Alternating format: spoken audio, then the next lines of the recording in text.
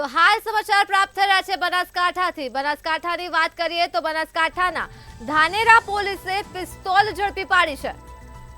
બનાસકાંઠાથી સમાચાર સામે આવી રહ્યા છે। નેનાવા બોર્ડર પાસેથી લક્ઝરી બસમાંથી પિસ્તોલ ઝડપાઈ છે। તો વાહન ચેકિંગ દરમિયાન પિસ્તોલ સાથે બે ઇસમો ઝડપાયા છે।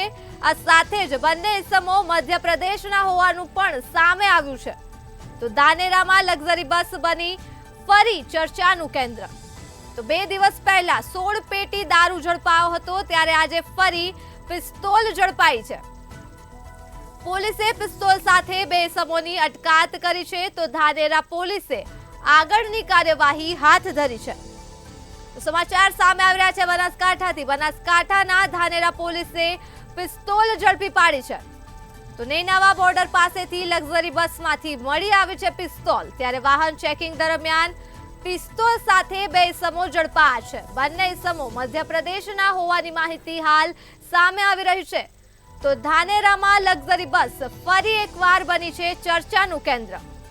તો બનાસકાંઠામાં ધાનેરા પોલીસ પિસ્તોલ ઝડપી પાડી છે, ત્યારે નેનાવા બોર્ડર પાસેથી લક્ઝરી બસમાંથી આ પિસ્તોલ ઝડપાઈ છે।